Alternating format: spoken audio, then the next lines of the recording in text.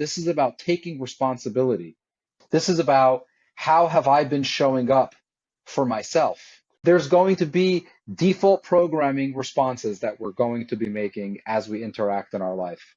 We need to practice more patience with not we need to, we get to. It's a whole different We experience. have to.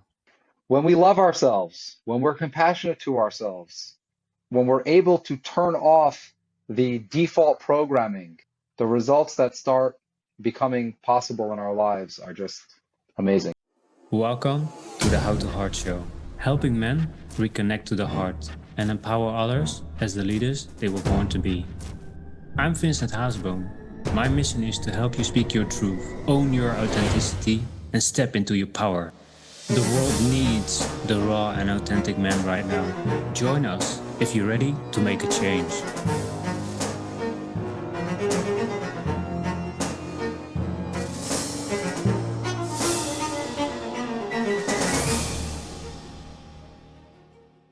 Hey, what's up, Lions, and welcome to the How to Heart Show. In today's episode, I want to talk about the core purpose of the life, and I really brought a really cool person, Yaakov Weinstein, and he's a life coach, but I really want to bring him in because he has such a unique story, and I really want to go deeper in his story and what he does because it's really unique what he's doing.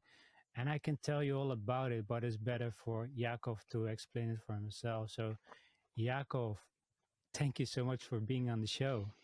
Thank you so much, Vincent. I appreciate the opportunity. I always like the opportunity to share what I've been through if it's able to help somebody. So really, thank you. No problem. Yeah, I'm struggling with the mic here. Can you share in a nutshell who you are and what you do? Because we talked in the beginning multiple times and you have really like a unique story. So let's go in there. Yeah, so I'm a life coach. I work with small business owners or entrepreneurs. I work with people who don't want to waste years in therapy or who didn't get the results they were looking for in therapy. The way I got to this, the way I got to coaching and the whole world of personal development, personal transformation was just a result of the way my life has gone. I had a pretty tumultuous upbringing. I was physically abused, sexually abused, emotionally abused. I I've been homeless. I've been in rehab, been arrested. I've had two younger siblings that have both died, both in tragic ways. I've been disowned from my family. I've been divorced. I've been cut off from my kids. Just lots of stuff, lots of stuff. And at first, when I was younger, I was trying to just figure out like what's wrong with me? Like, why can't I just have a nice life like everybody else? So for a while, I did a lot of the traditional things, just like what's wrong with me? Maybe medication will fix me, or working with this therapist will fix me. And when I finally was introduced to personal development, personal transformation, the whole coaching world, that was when I started hearing people talk about this idea that actually there's nothing wrong with you and things are operating exactly as they're meant to. And when I started hearing that, it just completely, like, first I resisted. It was like, what are you talking about? You mean like I've had a shit life? I hope that's language is not going to be a problem. And it's like you're going to Yeah. tell me that somehow this was okay or an opportunity or something like that, or there's nothing wrong with me. Like, why do things happen to me? Why do other people look like they have amazing lives? And slowly but surely, as I became more and more open to this idea, things started changing. There's this great idea. My outer world is a reflection of my inner world and not the other way around. The world is essentially a mirror. My life is essentially a mirror. The things that I deal with in my day-to-day life are a result of what is going on internally. So also, Yaakov, your story is really like, it always blows my mind when we talk about those things and your journey. But you also mentioned to me that you also have a Jewish background. So how was it for you living in a Jewish lifestyle? So, well, I mean, I didn't know any other way. That's how I was brought up, raised. That's the community I lived in. That's the schools that I went to.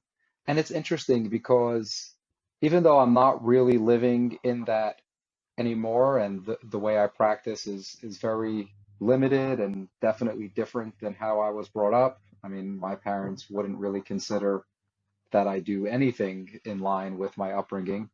But what I've learned about my, Jewish heritage, philosophy, theology, now that I live in, Mississippi, which is known as the Bible Belt in America, surrounded by people of very different faith than I grew up in, I learned a lot about Judaism. And the main thing that stuck out with me was that the Judaism that I was brought up in, the Judaism that I learned as a child, is not actually Judaism. Now, this doesn't mean my parents or teachers were teaching me anything wrong, but because of being sexually abused and physically abused, I had a view that I would see the world through. I had trauma lenses that I was looking through. And everything that anyone would present to me, show me, teach me, I would filter through those lenses and perspective. So it wasn't until years later, having some separation from that, that I actually started being able to actually see the beauty. Growing up, it very much felt like there's all these things that I can't do. Like I definitely didn't enjoy much of growing up in that environment. But I think it's just important to recognize that it's not about the people, it's not, my parents aren't bad people, the community, they weren't bad people. My parents were simply doing the best that they were able to do. When I look back at some of their childhood and their upbringing, like they've been through some of their own stuff as well.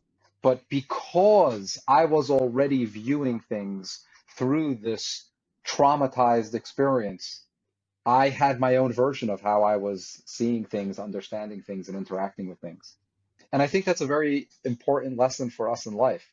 We're so sure that our view of reality, our version of reality is reality. And it's not. It's simply one opinion, one version. And usually it's the version that's giving me the results that I have, whether I like them or I don't like them. But when I learn how to take responsibility for, hey, this is just my perspective. Wait, so there's another way I can look at things? Oh, I wonder what that's going to make available to me. So, Yaakov, what I really want to thank you again for sharing. But what I really want to go deeper is the traumas, because, like you mentioned, you've been through so much. So, how was it for you to be in such traumatized state and to get out of it? How hard or how difficult was it for you? So it's interesting because when it was hard because it wasn't possible. And when it became possible, it just happened. And this also goes back to this idea of we're always confirming and justifying our own reality. Our brain, we think of our brain as this like, oh, I think very deeply and I'm so smart, I can make all these sorts of calculations, I can reason my way through this, that, and the other thing. But our brain is actually just a justification machine. When I was younger and I was dealing with all the stuff that I was dealing with, like the world was out to get to me, was out to get me. People were out to get me. And no one was ever going to convince me otherwise. That was the reason why I would do something wrong and I would get arrested. I would do something wrong and I would get caught or in trouble, and other people got away with things. And all of these I would continue to use as proof, as somehow the world is out to get me. God is out to get me. People are out to get me. And I'm just the punching bag. When I saw that my view is people are out to get me, it also kind of hit me how, if my view is people are out to get me, is it possible for me to see things any differently? And as soon as I started questioning that, as soon as I started really looking at, wait, if my view is just a view and it hasn't been working for me and it's not reliable, then can I even trust what I think I'm seeing? And the more I started taking space, taking time, and allowing situations to be without just reacting, flying off the handle, I started getting out of that slowly, very slowly. And then slowly but surely, I would have more proof that, hey, there is hope. Things aren't so bad. Things are able to be good. What has my role been in all of this? But I only discovered it because I was just so fed up. So fed up. I happened upon it. Like I wasn't active. I was trying to figure out what was wrong with me because I was convinced. And that was the messaging that I essentially got from everyone around me. It's like, yeah, there's obviously something severely wrong with you. Why can't you just do what you're told like everybody else?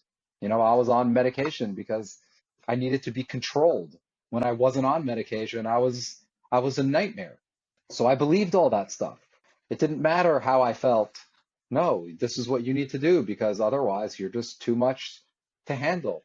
When I was 15, I was in rehab and they kicked me out. They said, "We're not equipped to deal with your issues." Originally, like the first thing was like, wow, it was like a badge of honor. It's like, I am so screwed up that even rehabs that are meant to deal with alcoholics, drug addicts, people with behavioral issues, and I'm more screwed up than they're able to handle. But then the other side of it was like, I'm really screwed up. There's no hope for me. And how did it affect you that you had to believe that there was no hope for you? What impact did it had on you? It was miserable. It was absolutely miserable. I would think about suicide a lot.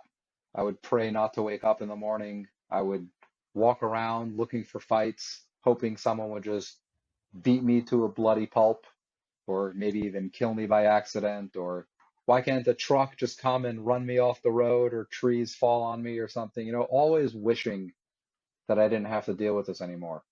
It sucked. It honestly, honestly sucked. And what's interesting is when things finally started to change, it was because I slowly started letting other people love me.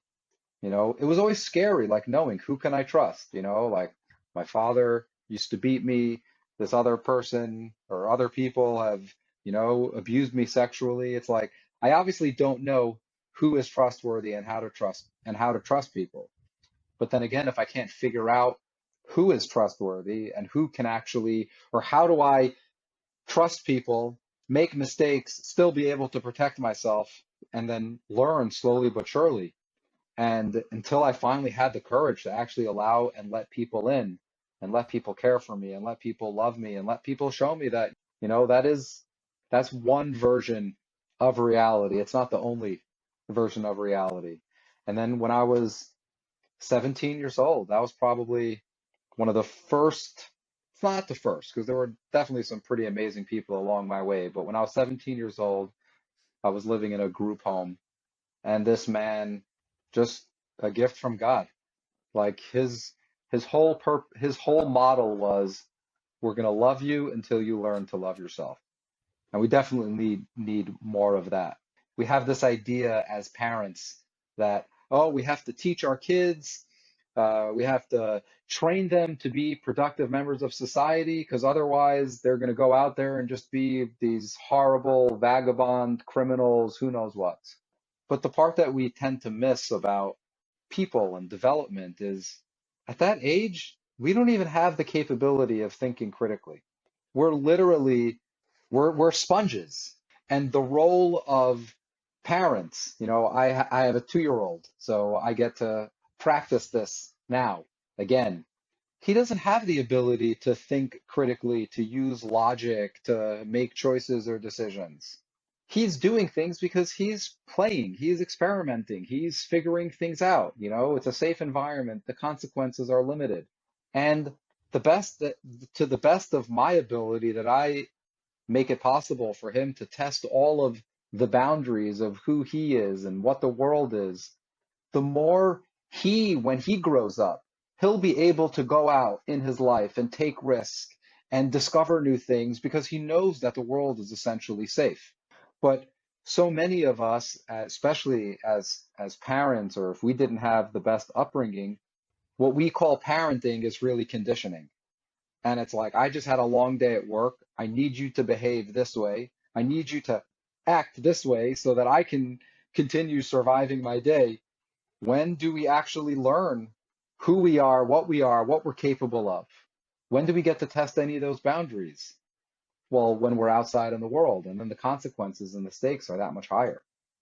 What you said was really resonating is also the self-love, because I feel like that was really also a big issue for my side, to feel loved and actually feel it, because some people told me you just need to love yourself and everything's going to be okay. And I was thinking, yeah, but how do I feel that? I never felt it. I never really experienced it, how to be loved. So Yaakov, how was it for you with your for me it's really hard to ask you this, but when you being abused, sexually abused, how was it for you again to feel loved again, but also to go and look for a partner and connect again and start a relationship? But also, what can you tell the people that been in an abuse? What can you tell them and or share to them to make the change? Because I feel like there's a lot of people, they feel like closed off, they're really afraid or ashamed to talk about. So what can you tell those people as well? So, I mean, first of all, what you said is like it's true. The hardest one of the things that are really hard to deal with is we cannot rise above the opinion we have of ourselves. It doesn't matter what anybody says to us. It doesn't matter what anybody tells us. If I think I'm a piece of garbage, that's all I'll ever be able to see. I'm on my second marriage, my final marriage. You know, this one is working and is going to continue working. The first relationship, the first marriage that I was in, it was what they would call a trauma bond. I believed, you know, my parents were the root of all my problems. My family was the root of all my problems. I'll start a new family and I'll magically be healed. Little did I realize that that's not really how it works. The thing that kept me going was this idea and this obsession that I'm going to have a great life. No matter how many times I would get beat down, no matter how many times I would give up, no matter how many times I would wish to wake up or to not wake up, at some point I would let go of that. And it was like, okay, you know, other people have a good life. I can have one too. I may not know how to get it, but it exists in reality. That was when I really started coming onto this idea. I didn't have the language for this, but peer group, the people that we surround ourselves with really, really matter. And when I left my home at 12 years old, that was my first finding a new peer group. It's really important that we surround ourselves with people who hold us to who we know ourselves to be, because we will forget. We will forget who we are. We will forget what's important to us. We will go back to thinking, oh, I'm just a nobody, can't make a difference, nobody cares about me. We will all go back there at some point for brief moments. But when we surround ourselves with people who know us, who know who we truly are, it makes it that much easier for us to get back to who we actually are. Because yeah, there are bad people, there are people who take advantage of other people. But when you look at even those people, why are they doing what they're doing? It was done to them as well. They're also just trying to figure out their own way. There's no manual. Like, well, that's the cliche thing, you know. I honestly, I think our the human manual gets thrown out with the placenta when we're born. We're all just trying to do our best.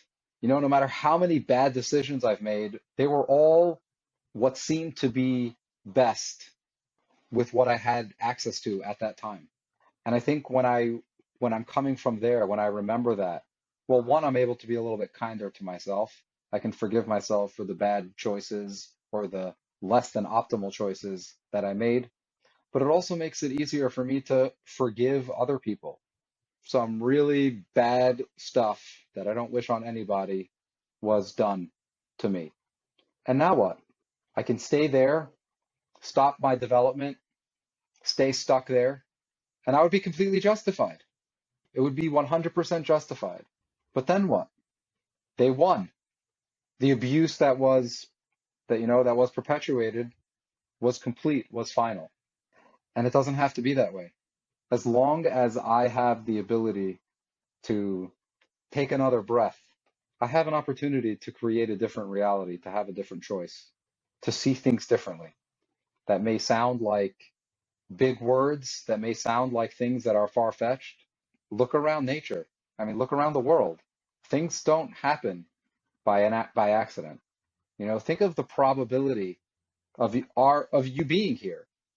What is it like 400 million to 1 chances that we're here? You know, 1 in 400 million sperm cells. I'm one. I came from two people. Like, had my mother been not my mother, you know, if my mother and father didn't meet, I wouldn't be here. When you look at the probability of my being here, of any of us being here, it's like, hey, I'm here for a reason. And it's not just to be the butt of every joke, and it's not just to be the punching bag for God. Somehow my being here matters. And if other people are able to have worthwhile lives, if other people are able to have things that I look up to and aspire, that means I'm able to have it too. How? That's a separate question. But my reality does not have to be the way it's always been. It's really unique the way that you turned your life around and how you looked at things and changed things. But also I need to, so again, my phone, and again, thank you, Yaakov, for your unique story. Like the things that you mentioned, it's really give me goosebumps. But as I said, it's quite unique that you turn your life around, because I think most people will say like, enough, I'm done with this, cannot take it anymore, I go, I step out of life and I'm done. For my experience, from me, I really had like massive anxiety. I was so afraid of living that I stayed behind my computer. I didn't do anything with my life. I was just playing video games, watching pornography. I didn't do drugs or alcohol, but for me, it was just staying at home so I don't get hurt. Because for me, I always felt that I was gonna get hurt, and especially with women because of girlfriends when I was younger. But I connected so much with them. I felt like, okay, when I'm with this person, I feel whole again. I feel enough again. I feel me. But that was my issue. I was always looking outside of myself, always looking for the external. So how was it for you? Were you also like looking for ways to get loved out of yourself, outside of yourself, also because you were drugs and all of that? So what was that? Why you choose those things instead of go inwards and stay, for example, playing video games and all of that? Because our story is so different, but I had fears of feeling loved again, and you too. So we are of like the same like length of wavelength, that we're just but different. So how was it for you? I definitely, I definitely was running away. I was definitely finding things outside of myself to try to fix me. A lot of isolation. Yeah, I mean, I can relate to the pornography, drugs, alcohol, just even anger. Anger was probably one of my biggest drugs. Like that feeling of power that I would have. What would always end up happen for me was nothing's changed. I'm miserable. I can't keep going on like this. You know, I have a brother that made a choice like that. He wasn't willing to continue going on the way things were. It's an option that people take, unfortunately. I wasn't willing to. There was fight in me still. I wasn't willing to stay down, and I wasn't willing to have a shit existence. The only thing that really kept me going was this has to get better somehow. I can't keep doing this. Does that answer your question? Yeah, for sure.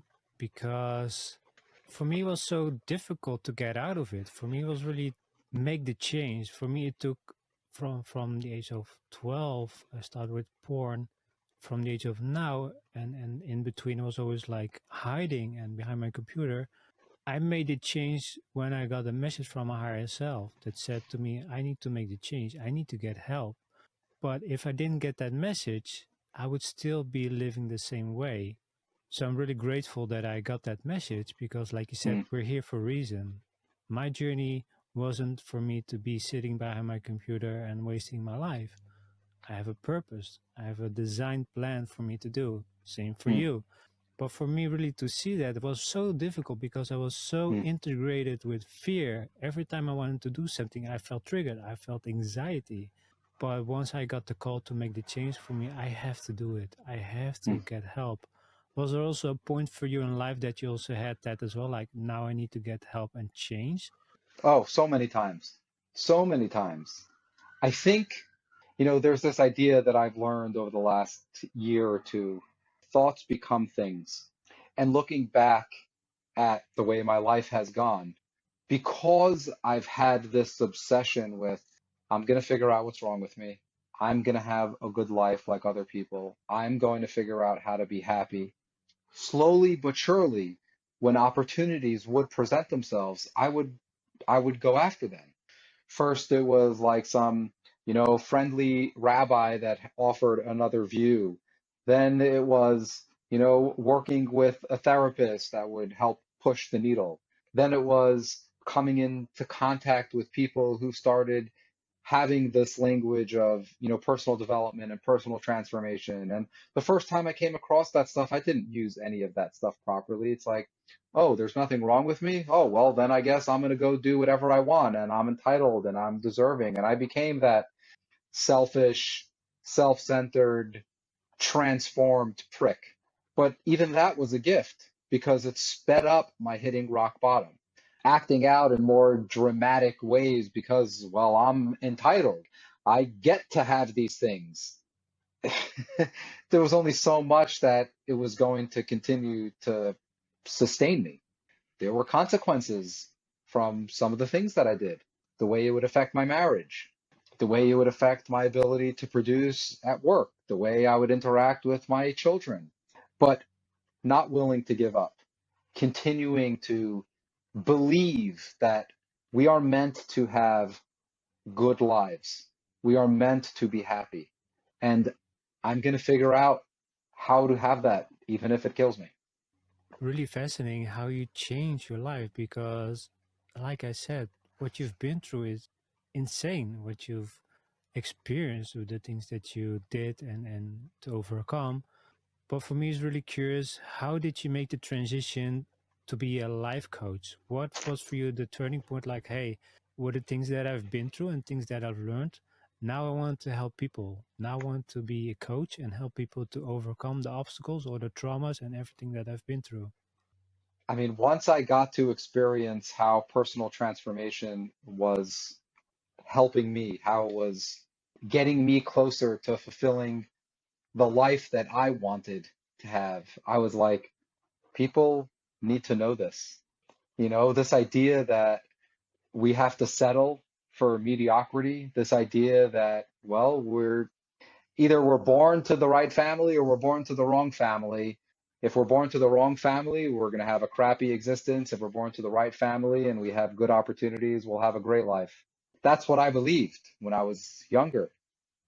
So now that I had proof that that's not how the world actually operates, I wanted to be able to share that with everybody. And then just as I would, start slowly working with people, talking to people, sharing this new stuff that I was getting, and watching that shift happen in their face where they go from my life sucks to anything is possible. Seeing people's face light up, seeing the hope. I don't know, that's my drug now. Quite quite beautiful to see people from really in being depressed and really being like in a low vibrant state, really to boom, just be alive and enjoying life. So for me, it's also the same for doing this. I maybe not have like a massive followers or listening base, but if I can just reach to people that need to hear this message and make the change, or they can look for ways for them to help themselves, that for me would be enough. Just for men to operate and women also, but for men to operate from the heart and really make something out of their life. Because like you Yeah. said, life has a meaning, life is important, life, you are here for a reason. It would be really a shame that you waste your life just not knowing who you could have become, who you can become. So was there also like dreams that you had, Yaakov? For example, you wanted to be a pilot, or you had some other dreams that you wanted to do? I always wanted to help people in some capacity. I think the other industries I wanted to go in when I was young were psychology of some sort or nursing. I've always really wanted to just help people and support people and take care of people. And I think something that I wish I would have known, something that I could have been convinced, because it could be people have said this to me, but we're all meant to be happy. And if we're not experiencing happiness and joy in a moment or at a particular time, chances are there's something in our life that we're doing that is not in line with who we are. There's something that we're tolerating. When we can look at the circumstances in our life, the way that, like, if I'm depressed, if I'm anxious, those are gifts, warning signs. That's my mentor calls it the rumble strip on the side of the road. You know, when you're driving down the highway and you hit that rumble strip, do you turn the music louder?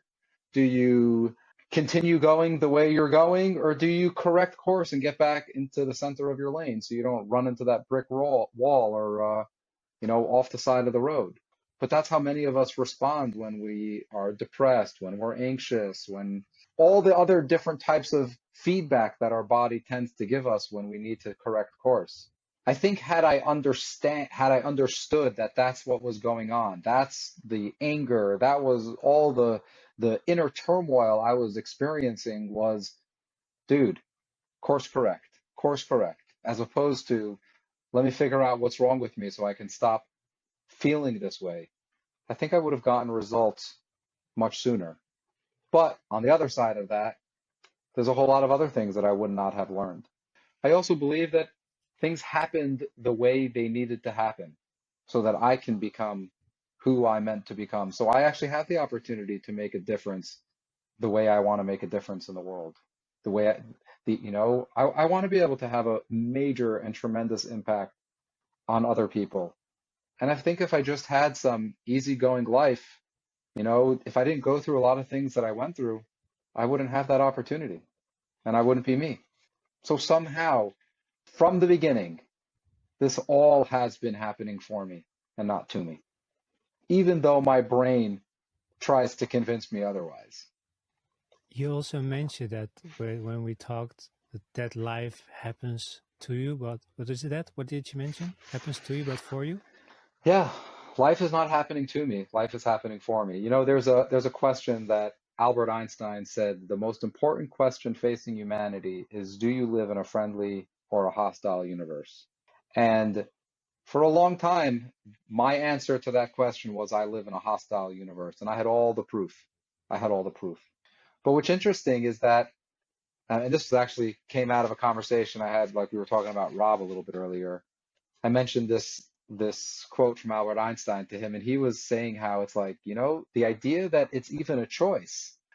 Do we even interact with it that it's a choice? It's like I would think it's like either this is a safe world, a great world, or it's a dangerous world. But the idea that it's actually a choice, and that was something that I ended up learning, that I ended up realizing is both options always exist. In any particular moment, there's what to be miserable about and there's what to be happy about. What am I choosing to focus on? This isn't just about ignoring difficulty. This isn't just about, oh, just positive psychology, just think good and it will be good. The more I think about what's good, the more I look for the good, the more I allow myself to feel good, to have enjoyable experiences, that's what my life is going to continue looking like more and more. And when I was looking at everything is happening to me, when I'm living in this hostile universe and everybody is out to get me, and I'm looking for that, even if I'm looking for it not to happen, essentially that's what I'm focused on. And then I would continue to have more of that. Both options always exist. It's really how you look at it. Yeah, what am I choosing to look at? And I know that when I'm looking at life from the perspective of things are happening for me, if it's not this, it's going to be something better. Life continues to surprise me. God continues to surprise me. Yeah, it sure does. It's the things that you mentioned to me, and when I look back on my own life, it's like, yeah, everything that I've been through is a learning curve. It's a learning lessons, and it's also it brought me to this moment also to start this podcast because the things that I've been through, I can talk to people. I can have amazing interviews with Yaakov or with somebody else to go through these phases in their lives and how they overcome it and what they did. So other people can also make the change. But again, it's going to be a choice that you have to make. I can also, when I got that message, I could also ignore it and just go and continue what I've been doing.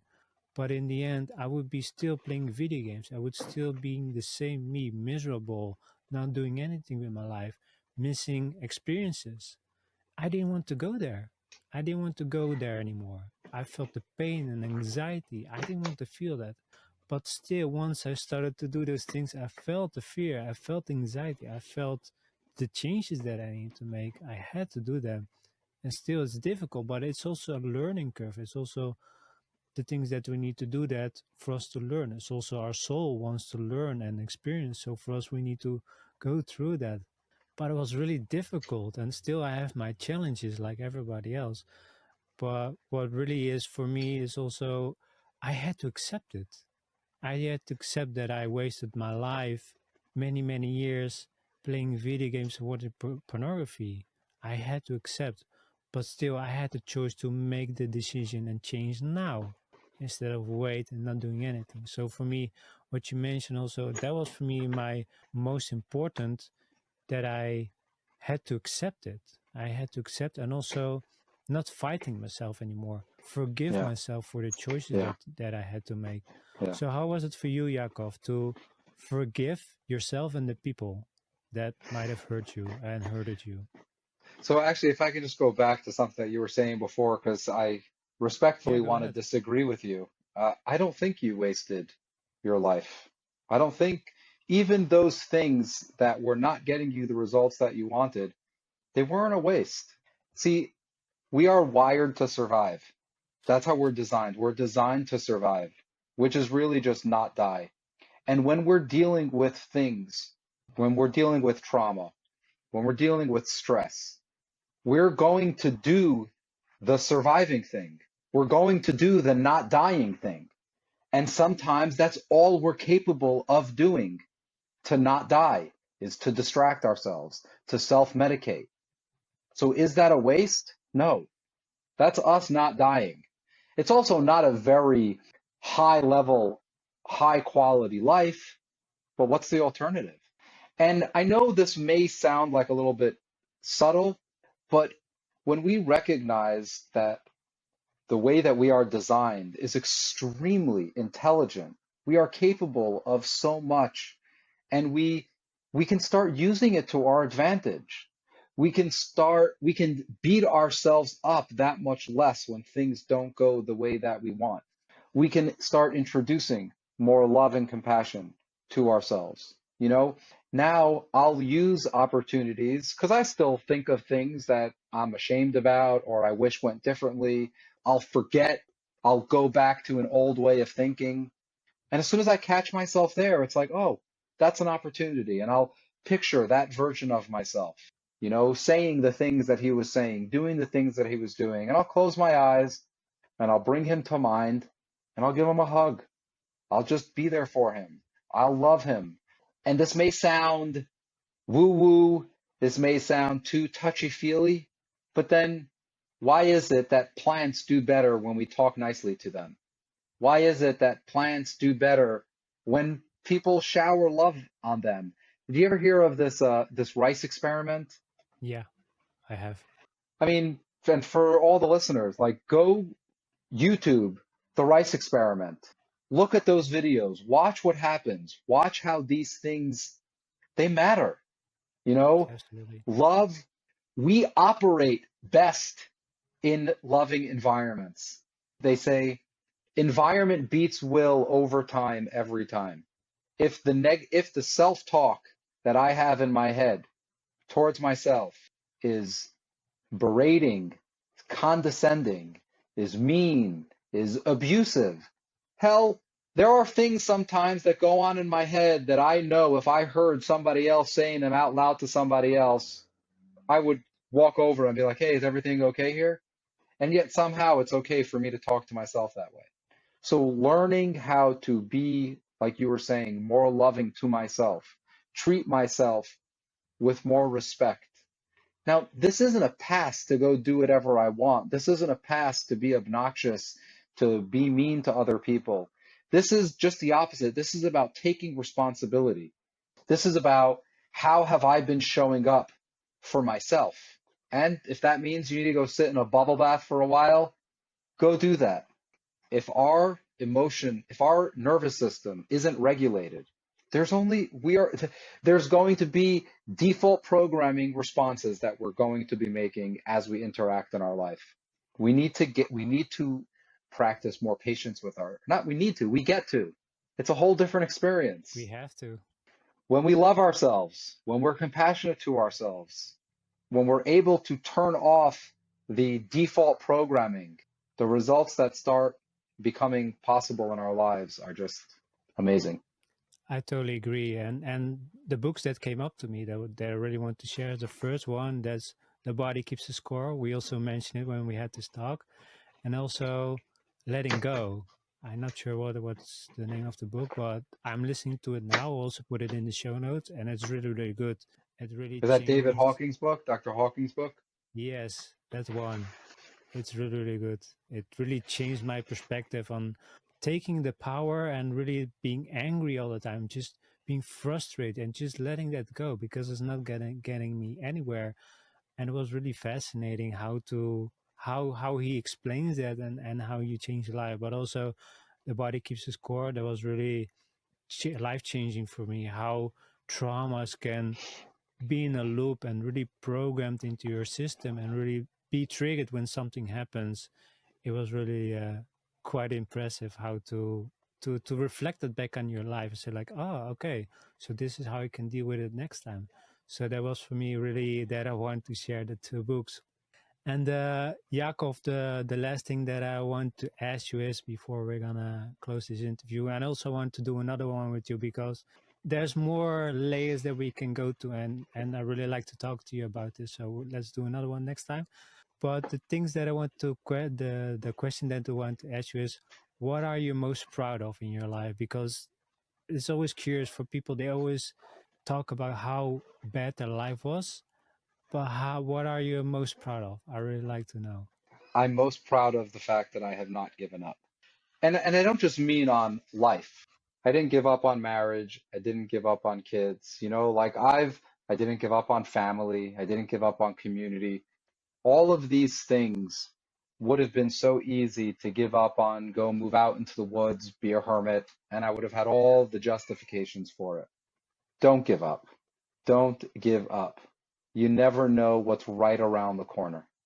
Absolutely, and I really felt it was like, whoa, yeah, it's easy to give up, but when people give up, then the magic will happen. So it's when you see people working out in the gym and expect to lose weight in a couple of weeks. No, you need to keep going, and people give up when they reach the moment when they excel, when they reach the next level. So I really like that you mentioned that. So thank you so much for that. And the last thing that I want to ask you is, do you have 3 to 5 tips that you can give to the listeners for them to change their life? Because we had touched on really deep, dark parts of your life, but also the good parts of your life. So what can you share with the listeners? So I would say the most important thing is who are the people that you surround yourself with? Are these people that call you to be a better person, a better version of yourself, or not? The people we surround ourselves with are so important. Another thing is we need to take care of our bodies. The food we put in our bodies matters. Exercising, these are all, our bodies are machines. And if we're put water in your car, it's not going to drive. We need to take care of our bodies. We need to take care of ourselves physically, emotionally, and spiritually. Meditation. Meditation is so super important. I heard a great line from one of my mentors. He says, have you ever thought that you were your hand? No, I have a hand. My hand is a tool. My body is a tool. The lie that the mind tells us is, I am my mind, and I'm not. The fact that I can observe my thoughts means that I'm not my mind. And the idea of meditation is an opportunity to practice not being my mind. Those would be the places that I would start to have some significant results. Yeah, I agree. That was for me also with my own journey, if I can add it, is really taking better care of yourself. You cannot be like an achiever in life if you don't take care of yourself. If you could go to fast food restaurants or just or mentally just watching the news or listening to things that doesn't help you, that doesn't serve you, it's only gonna put you down. There's also like the map of Hawkins with the frequencies, the levels. Hmm. Also that we think we're just skin and blood and that's it and meat, but we're so much more. And really, people are forgetting that you're so much more than just corpse walking on this earth. But we are so much more, and I really like that you add your mental health, your physical health is so important if you want to live the life that you want. Also, with the setbacks that you get, that you are prepared for it, that you can still handle it. And meditation is a really good way to do that, and exercise. I've been doing it that as well, and I have massive changes in my life. I feel better. I'm less fatigued, and yeah, it's really really important to take good care of yourself. And people say like, well, I cannot take better care of myself because I need to take better care of my family. But you need to take care of yourself first before you can help other people or help your family or whatever who you want to help. So always take care of 100%. yourself. Always stay true to yourself and your heart and do what's important for you. So Yaakov, thank you so much for being here. I really enjoyed this Thank talk you. and I really want to have you again on the show because yeah, you have such a unique story and I really appreciate that you came here and shared that story with us. So how can the followers or the followers, I always say that, how can the listeners reach you out so they can ask you for more advice or if they want to go with you, training with you. You do also do coaching, right? Yeah, absolutely. I work one-on-one with clients. I also have a group coaching program that I'm starting, a 6-month program with others as well. It's going to be absolutely phenomenal. I'm actually offering an introductory rate. It's $2,000 per person. We'll probably do this 1 or 2 times, and then we're going to go up to $4,000 a person. It's going to be 6 months of group coaching. There'll be a workbook that we'll be going through as well to really deepen the learning and really question some of the ways that we've been up until now. But you can find me on Instagram, on Facebook, Coach Yaakov. Facebook, it might be Coach Yaakov W. There's a link there to my website. It's bio.site/transformational consulting. My calendar link is there to a free discovery session. I'm not a salesperson. There's no high pressure sales tip. Either it's a good fit, you get value, we're clear on how I can help you, or not, and that's completely fine too. Yeah, it would be an absolute pleasure to meet you and see if there's a way that I can support you. It's quite shaming for me. I asked you if you, I introduced you as a life coach and then I asked you if you're coaching. Oh, okay. Yeah, you do coaching. But Jacob, it's been an absolute blast. And also, you also mentioned you had a free gift. Yes. So if you go to my bio site, it'll just ask you to sign up with your name and your email. And there are actually two. There's a journal with prompts. So, or just a way to really start practicing to looking for things that are happening for us as a way to really start practicing to get out of that hostile universe perspective and starting to practice to see things more from a, living in a friendly universe. And then there's another gift there as well, which is what I call a belief system analysis. Many of our beliefs were put on us. We didn't choose them. Human beings are programmed, and we don't have a choice in that, but we can choose our programming. And with that tool there, with the belief system analysis, it's an opportunity to really look at some of the beliefs that you've had. Are they still serving you? And if it's not, it's time to upgrade them. So definitely check both of those out, and I think you'll get some really worthwhile short-term results. Absolutely. I will put everything in the show notes so they can check it out. And guys, please check Yakov's work out. I've had the privilege to talk with him for before our interview, and he's absolutely amazing. The things that he teaches and he talks about is top notch. So yeah, really check him out. So Yaakov, again, thank you so much for being on the show, and I'm looking for the next one. Thank you so much, Vincent. I appreciate the opportunity.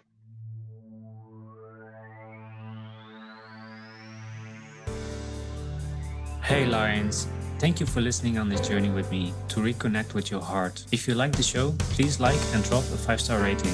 And to help us keep the show going, consider supporting one of our affiliate offers. How do you raise your vibration? For an easy way to raise your vibration and support your health using biofeedback, check out the Healy tool. I'm a rep for it because I believe in frequency healing. Check the show notes for details. See you next time.